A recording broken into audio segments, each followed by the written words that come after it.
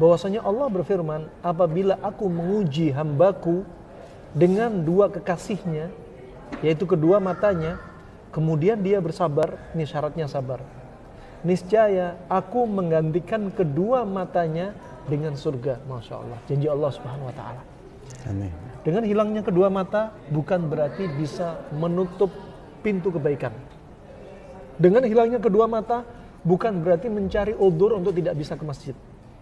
Dengan hilangnya kedua mata bukan berarti nggak bisa berdakwah.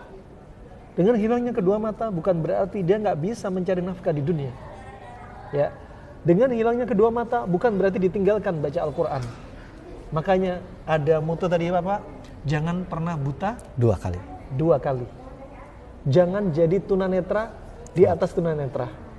Ya, maka kesempatan kita berikan kepada beliau dengan Bapak siapa perkenalan lengkapnya. Baik. Bismillahirrahmanirrahim. Alhamdulillahirrahmanirrahim. Salatu wassalamu ala nabiyyil mursalin wa ala alihi washabihi ajma'in. Amma ba'd. Alhamdulillah Ustaz, kali ini kita berjumpa bersilaturahim di masjid yang mulia, di tempat yang mulia, di majelis yang mulia tentunya.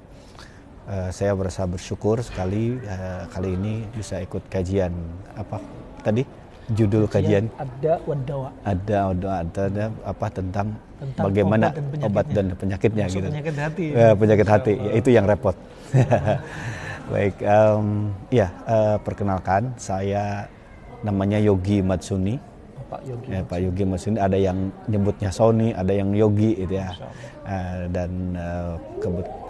Pada Allah memang amanah dari Allah Subhanahu wa taala, amanat dari teman-teman. Kali ini saya diamanahkan untuk menjadi ketua umum pengurus pusat Ikatan Dokter Muslim Indonesia, yang alhamdulillah pengurus pusat Ikatan Dokter Muslim Indonesia ini sudah ada di 27 provinsi. Kemudian di 170 kabupaten kota. 27 provinsi, 170 kabupaten kota. Ya, alhamdulillah. Misinya apa? Ini adalah berdakwah. Bagaimana dakwah ini tidak membatasi, ya terutama ITMI ini mendakwahi adalah teman-teman tunanetra yang pada prioritas program atau primadonanya adalah pemberantasan buta aksara Al-Quran Braille. Masya Allah, pemberantasan buta aksara Al-Quran Braille. Ya, kenapa? Karena pertama mungkin untuk teman-teman kita punya moto, yaitu jangan sampai buta dua kali, cukup di dunia saja. Jangan sampai buta dua kali, cukup di dunia saja. Ya, kalau di dunia saya mungkin ke kamar mandi kemana bisa dipandu oleh Ustadz. Tapi kalau sudah di akhirat hidupnya sudah nafsi-nafsi. Nah, itu jangan sampai seperti itu. Ya, sebagaimana surat Toha ayat 124, 25, 26 menyebutkan bahwa yang artinya barang siapa yang berpaling dari Al-Quran maka kesulitan kan, terus ma'isyat wa yansuruhu yaumal qiyamati a'ma. Dan tidak sedikit manusia dibangunkan dari hari kiamat dalam keadaan buta. Ini yang kami khawatirkan sampai kami tunanetra menjadi buta dua kali. Oleh sebabnya fasilitas Al-Quran Braille inilah sebagai penunjuk, sebagai penuntun, sebagai sarana untuk membaca Al-Quran, di mana wajib bagi para tunanetra memang membaca Al-Quran. Lalu yang kedua, berapakah jumlah tunanetra di Indonesia? Sesuai dengan estimasi kita bahwa tunanetra di Indonesia, karena penduduk Indonesia 200 sekian puluh juta, bahwa 15%-nya disabilitas, dan dari 15% itu 2 itu adalah tunanetra, berarti jumlahnya sekitar 6 juta. Kita kalikan dari 6 juta itu berapa yang muslim, tentunya 90%. Dan kami sudah estimasikan bahwa tunanetra yang bisa membaca Al-Quran, apakah itu terbatas, apakah itu mahir atau itu, baru 15%. Apa penyebabnya? Beberapa penyebab besar. Pertama, kurangnya pengajar Al-Quran.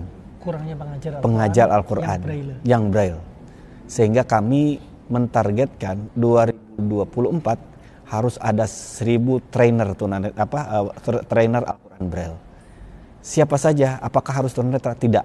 Harus termasuk orang awas harus bisa membaca, harus uji terapkan di masyarakat. Sehingga insya Allah TPA yang ada di seluruh Indonesia bisa mengajarkan teman-teman kita yang tunanetra. Begitu Ustaz. Itu dari segi Al-Quran Ustaz. Belum lagi dari segi fikih misalnya. Dari segi fikih ini yang sangat mendasar. Bagaimana mengajarkan fikih terhadap teman-teman tunanetra, tentunya dengan metode sendiri.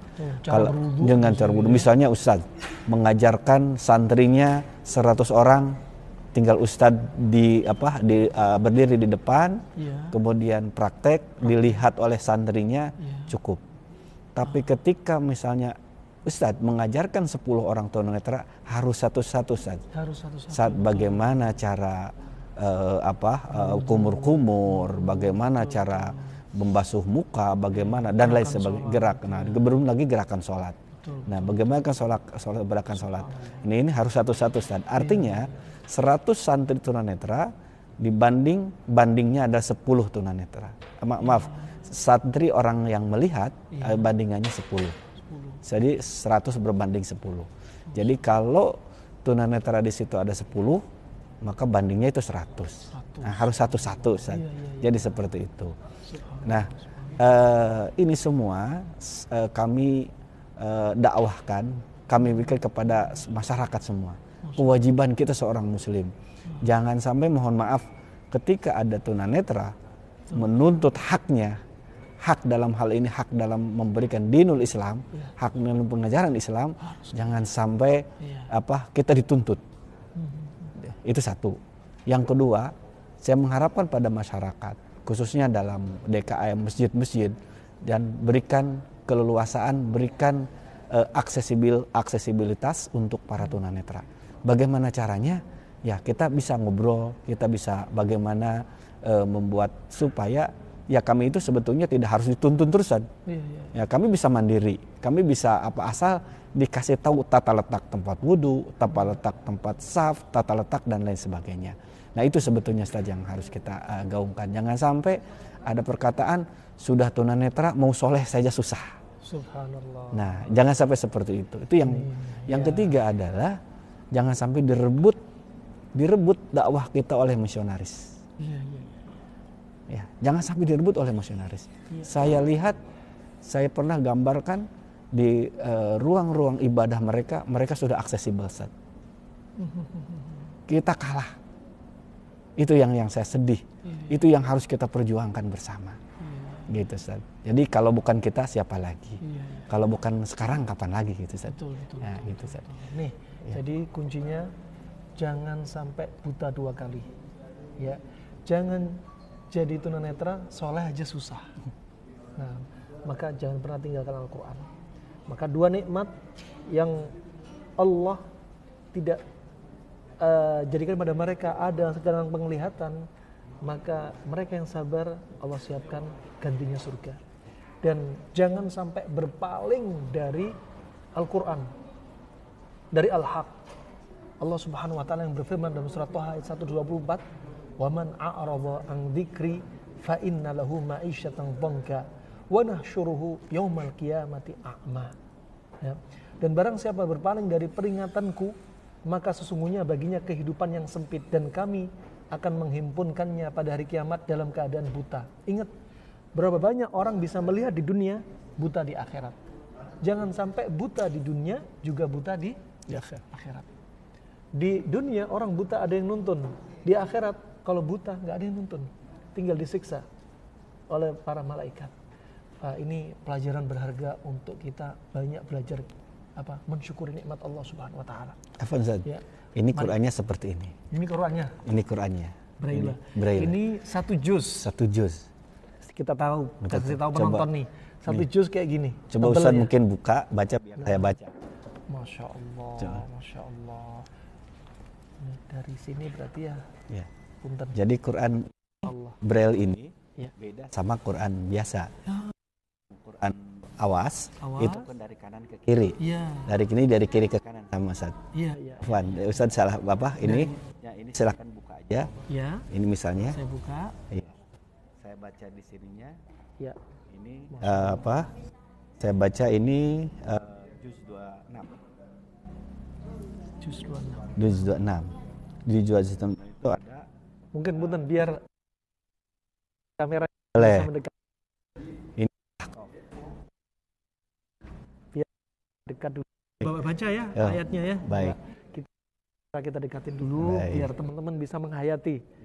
Ya, ternyata wasiat beliau jangan hanya orang tunanetra bisa baca braille, orang sehat harus bisa baca braille.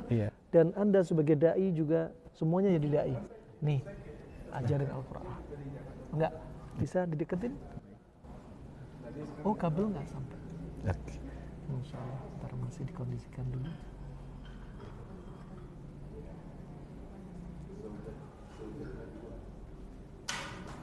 Nah, labas. Nah. Mari Pak, bismillah. Baik, bismillah. Ini saya baca. Ya. Ini ulaika sampai sini. Iya. Ulaika sampai sini. Terus kemudian di sini alladzina sampai sini. Alladzina sampai sini. Kemudian haqqo sampai sini. Berarti kalau dibaca alladzina haqqo. Nah, terus ini alaihimu. Di sini alaihimu. Terus di sini ada lam alif al-qaulu. Jadi kalau kita sambungkan alaikal qaumu. Nah, seperti itu Ustaz. Allah Akbar. Quran ini. Quran ini memang mahal tapi hemat energi Ustaz. Hemat energinya kami digelapin juga tetap aja bisa baca gitu. Jadi seperti ini. Nah, ini satu juz segini bayangkan. Satu juz tebelnya kayak gini. Ini sudah ada artinya. Jadi saya memberikan motivasi jangan sampai kalah. Tunanetra bisa baca, jangan orang awas masa nggak baca. Betul. Segini gini sudah 30 juz kan kalau orang. Betul. Bahkan lebih kecil dari sini bisa disaku, Quran saku udah lebih kecil lagi 30 juz kan. Betul. Kami mau murattal, kami mau tadarrus harus baca segini. Satu juz begini. Nah, begitu. Seperti itu Ustaz. Yang punya nikmat mata gunakan. Gunakan apa? Ketaatan kepada Allah. Ya. Sekali lagi kalau mata kita setiap hari berbuat maksiat, ya, jauh dari Al-Qur'an, jauh dari zikir, seandainya tambah penyakit mata kita, demi hari banyak maksiat, mata semakin berkurang penglihatannya, niscaya kita menjauhi maksiat. Seandainya telinga kita kalau dengerin maksiat, ya, semakin berkurang pendengarannya, niscaya kita akan tinggalin semua maksiat.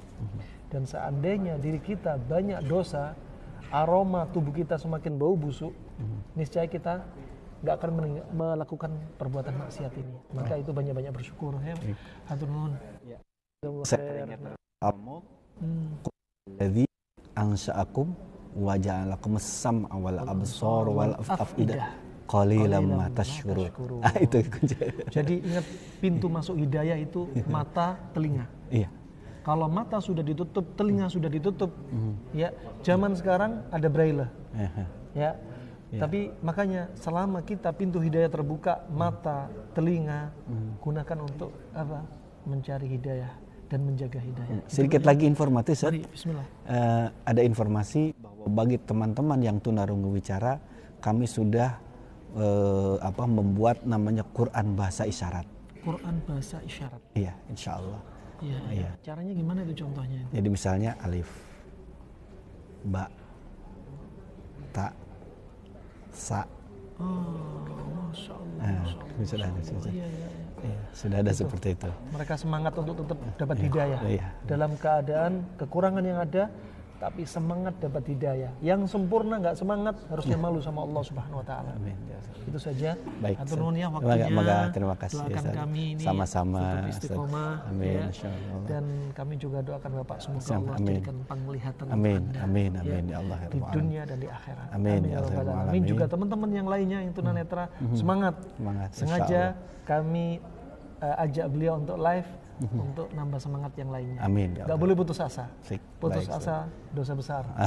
Bukan sifatnya seorang muslim. Baik. Itu aja ya. Ya, syukran Ustaz. Taufiq wal hidayah. Subhanakallahumma bihamdik asyhadu an la ilaha illa anta astaghfiruka wa atubu ilaik. Wassalamualaikum warahmatullahi wabarakatuh.